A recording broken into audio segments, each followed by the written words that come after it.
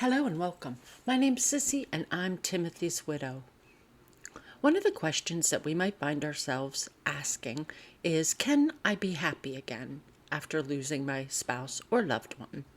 Well, if you'd like to talk about that this morning, then go ahead and get your cup of coffee and settle in, and we're going to take a look at that question. They say that yes, it is possible to discover happiness after losing a spouse. Of course, the journey of grieving and healing after the loss of a loved one is deeply personal, and it is unique to every one of us. We have to remember that the pain of our loss may never completely go away. However, we can eventually find ways to rebuild our lives, find new sources of joy, and yes, we can experience happiness again. It's important to remember that the process of healing and finding happiness can involve several factors. So let's go ahead and take a look at those. Number 1, time. Grief is a natural and necessary process. It does take time. The intensity of grief often lessens, allowing space for other emotions and experiences. There is no universal or fixed timeline for grieving and healing after the loss of a spouse. Grief is a deeply individual experience. The amount of time that it takes to find a sense of happiness or acceptance can vary greatly from person to person. We should consider the following factors which can influence the duration of the grieving process. They would include the nature of the relationship, the circumstances surrounding the loss, the individual's personality, the support systems that the grieving spouse is able to access, and of course, the coping mechanisms that the grieving spouse has been able to utilize. For some of us, the acute pain of loss might begin to subside after a few months. For others, it could take years. It's important to avoid comparing your grief journey to others' experiences or to societal expectations. Grief is not something that can be neatly quantified. There is no right or wrong way to grieve. It's not uncommon for periods of grief to ebb and flow. There might be times when the pain feels less intense, only to resurface unexpectedly later on. This is a normal part of the healing process. However, if you're struggling with your grief or you are beginning to feel that perhaps it has been too long, you might consider seeking professional support from therapists, counselors, or support groups that specialize in grief and loss. They can provide guidance, coping strategies, and a safe space to express emotions and to navigate the complex journey of healing. Number 2, support. Having a strong support system, whether it's friends, family, support groups, or counseling, can provide comfort and understanding during difficult times. For me, I would say that the stronger your support system is, the better you'll be able to cope, and then the quicker you'll be able to navigate the grief journey and then begin to find your identity, your ability to rebuild life for yourself, and then from there begin to find happiness and joy again. Number 3 is self-care.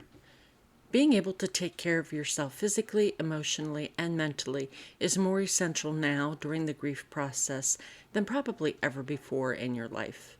If you're able to engage in activities that bring joy and a sense of purpose, I think it can contribute to your overall well-being. For me, I think that I feel like my biggest challenge is immune system. It seems like the physical aspect takes a toll on you.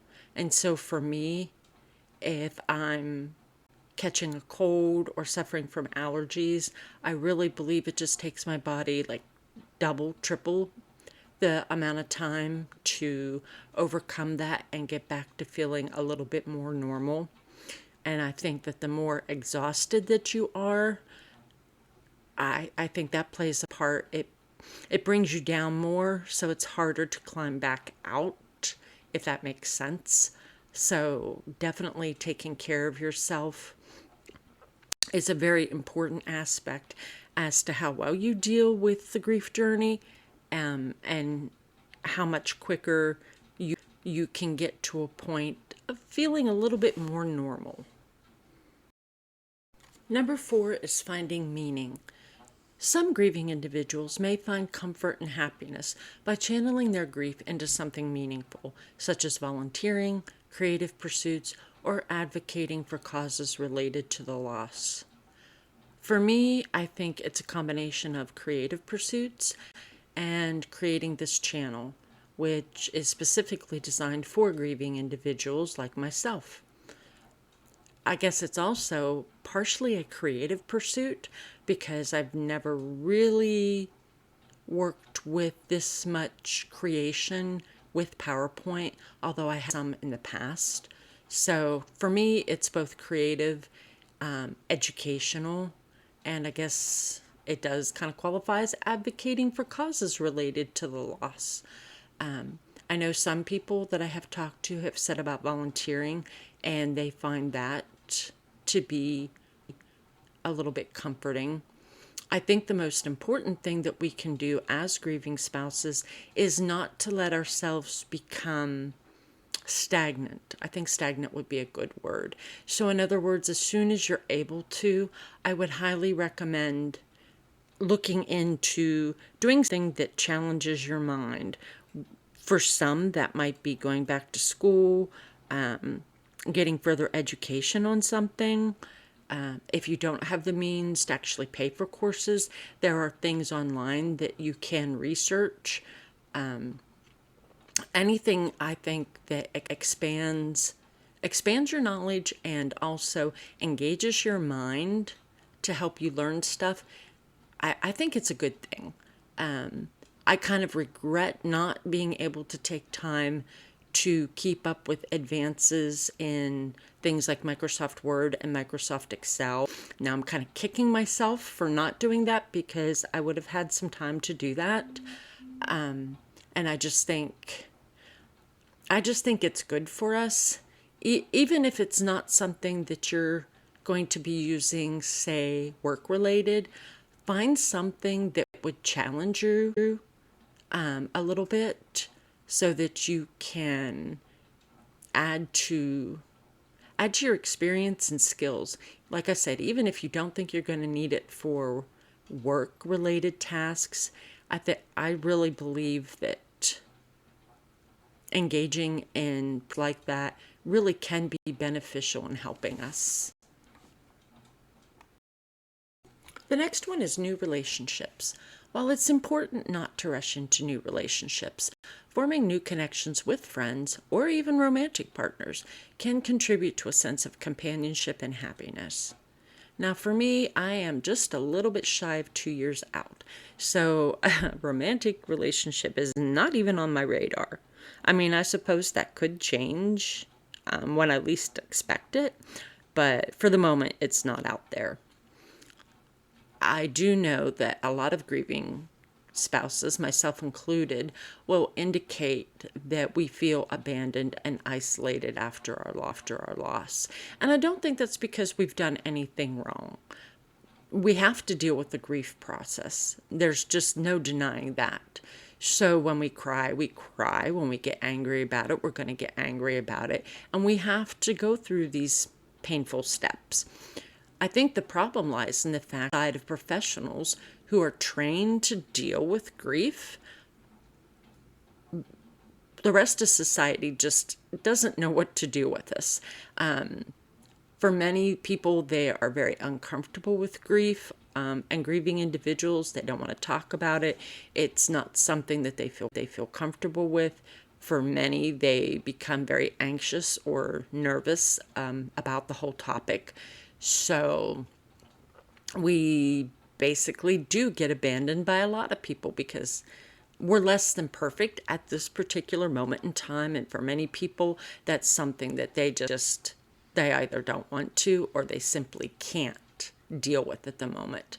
So a lot of our newer relationships will be with professionals that have been trained to deal with it, such as counselors or therapists or people that we interact with from support groups.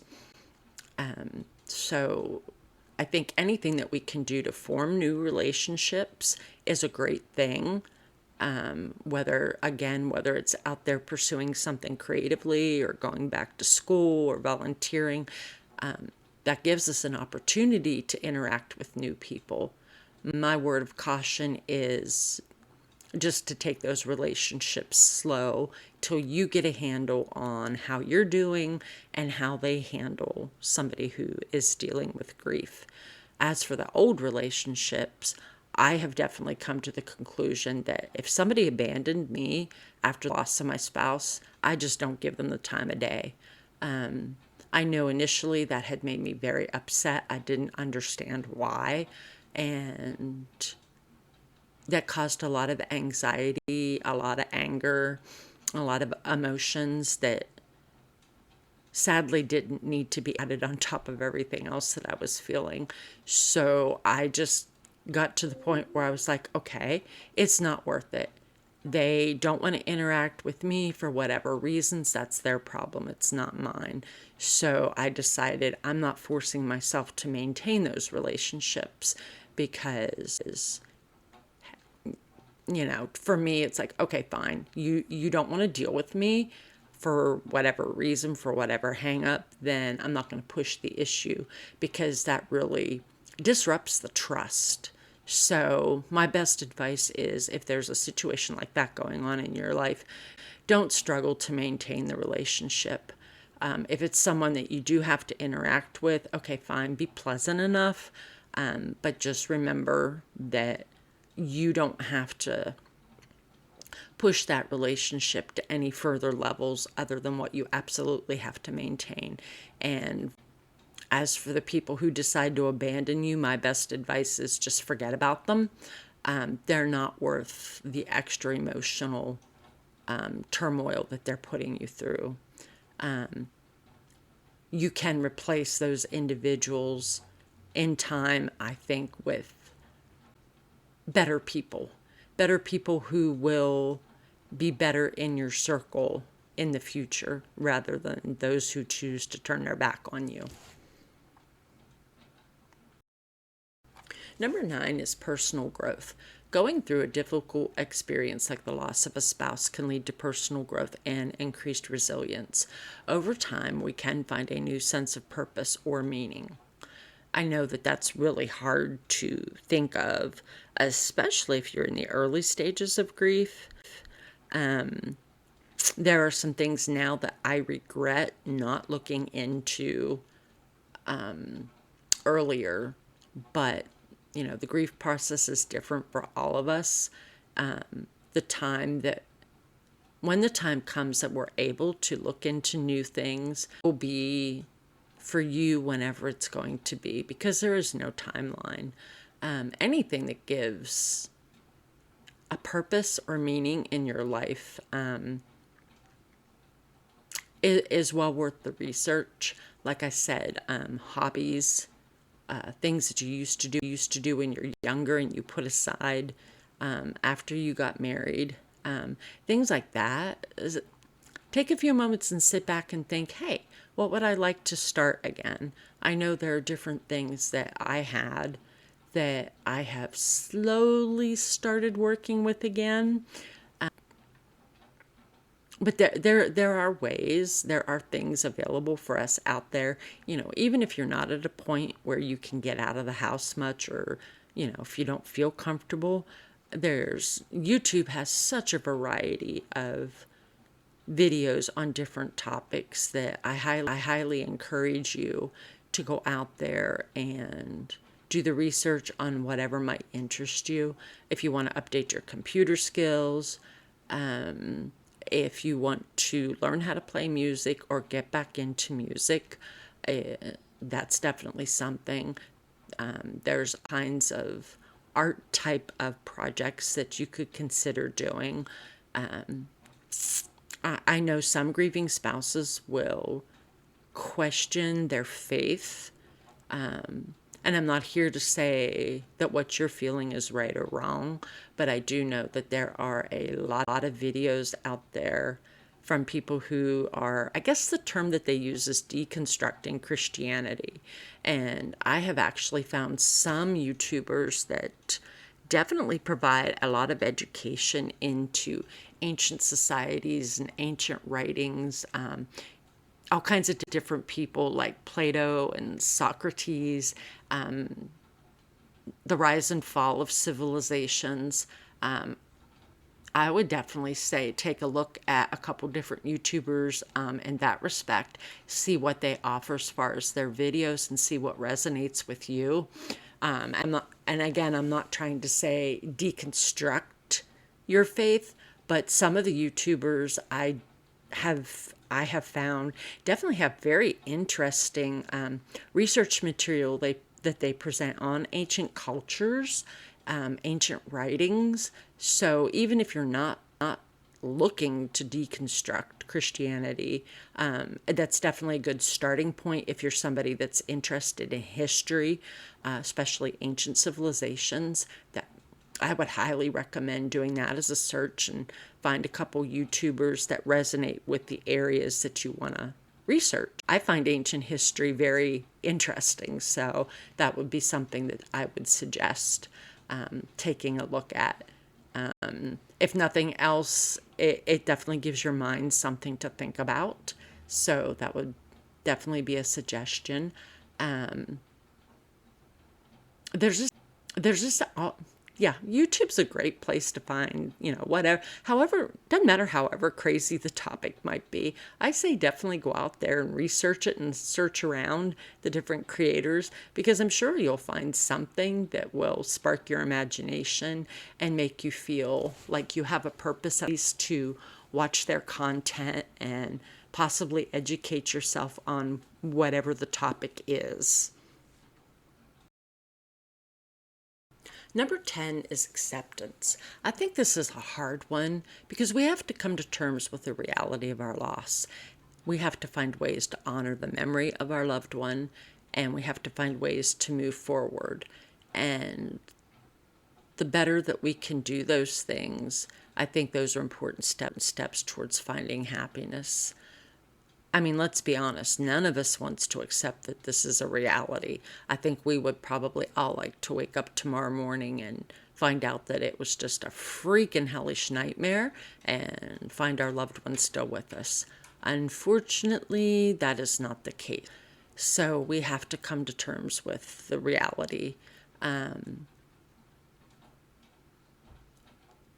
would say for the most part, most of us probably were married to a spouse or the loved one that we had probably really wouldn't want us to how do I want to say it, be in a state of misery for too long. I'm not sure I'm even saying that correctly, but I guess if we sit and think about it, I just don't think that they would want us to linger too long in grief. Maybe that's a better way of saying it. I know we all had different types of marriages or relationships. Some of us might have had better, how do I want to say, a spouse that was better able to encourage us to do the things that made us happy or find purposes.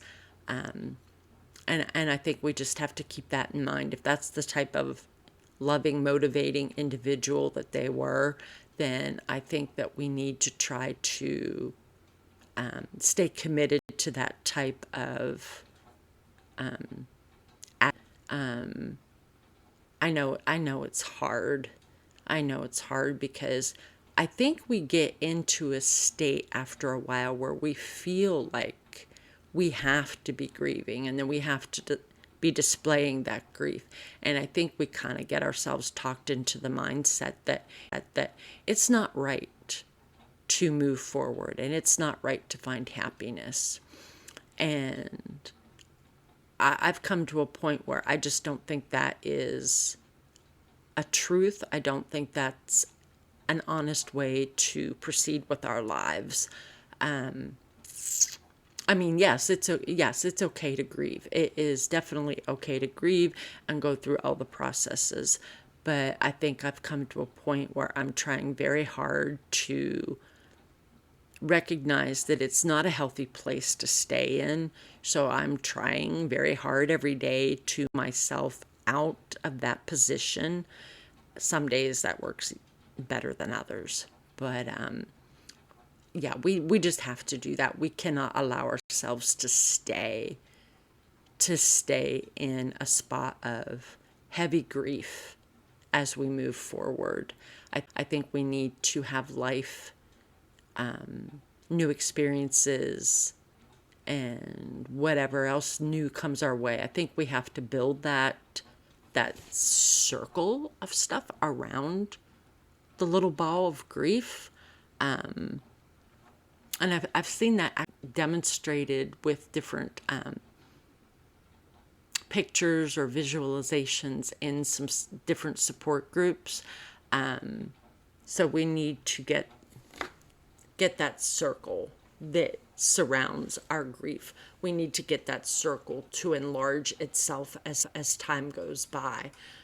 I'm not saying that we're ever going to get to a point where we're not going to grieve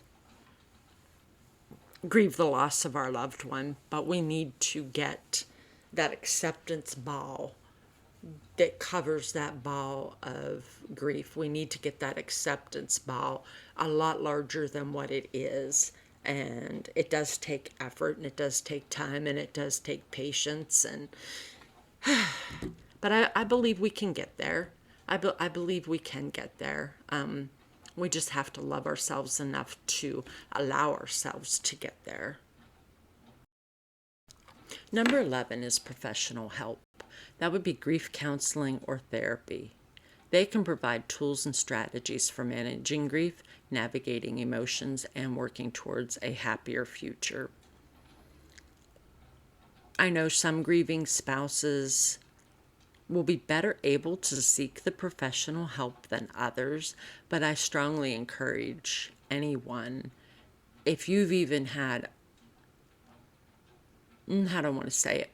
If you spent any extra time questioning if you need counseling or therapy, or if you're really struggling with managing your grief and navigating your emotions, if you've gone any kind of a length of time where you feel like you've remained stuck, how do I want to say it? If you feel like you've remained stuck at a certain point for months and haven't moved forward, I definitely say, please go ahead and seek out counseling or therapy or a support group.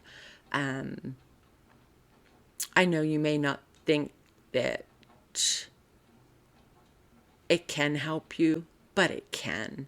It really can. And like I said, it's not good for us to stay at a point of extreme grieving, and we are definitely worthy of a happier future.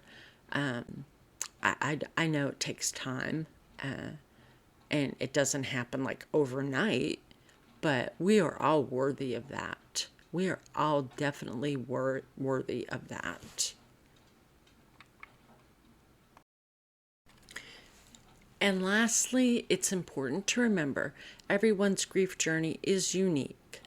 There is no set timeline for healing. Some of us may find happiness relatively quickly. For some of us, it may take more time. What is essential is that we honor our own feelings and needs throughout the process and seek help if needed. And I think one of the most important things that we can remember is, in regards to our feelings and our needs, it's going to be in our timeline. It's not, and it shouldn't be dictated from others. So if you have if you have relatives or coworkers that are trying to tell you that you should be over it by now, I just want to give you the encouragement to stay strong in the knowledge that you're going to go through this in your own way and in your own time. And you don't have to meet anybody else's expectations about the whole process, because again, it's you that lost the spouse, not them. And you have your own unique personality and your physical state, your emotional state, how you deal with how you deal with, how do I want to say it, challenging times is going to be totally unique to you and just you. So just know that you do not have to meet anybody else's timelines. Of course, like I do want to stress the fact that if you are questioning that you've been in a deeper state, maybe for too long, or if you have more than one person questioning you on your navigating the process, if they're questioning, have you gained support from any resources, definitely keep that in mind. Like I said, I know our grief journey is not to be dictated by others, but do keep in mind that if you have several different people in your lives questioning you on how you're doing, and maybe you do need to seek professional help, kind of keep it in mind. They could be seeing things that we're not able to see yet, because I think we can be very blinded as to what our mind allows us to see and deal with initially.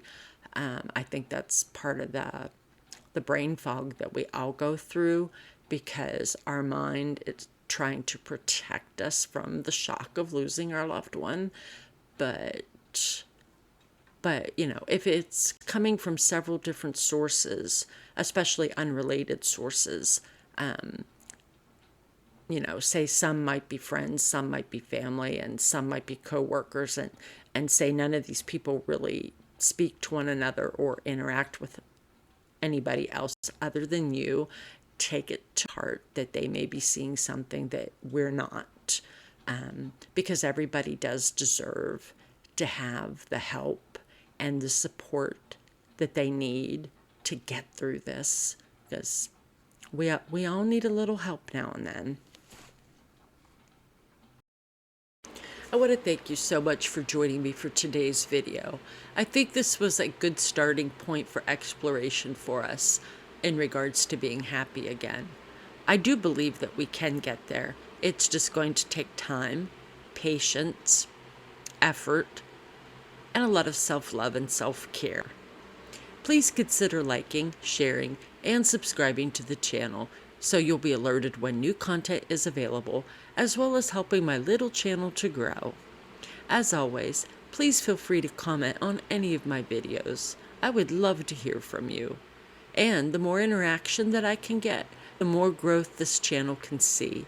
And I really would love to provide more content that's specifically designed just for you. If you can, I'd love to see your participation in the polls that I've created. They can be found on my community tab. I really do welcome seeing your responses so that we can talk about them in future videos. I've been Sissy, and I'm wishing you much hope, light, and love. Until the next time, my friend.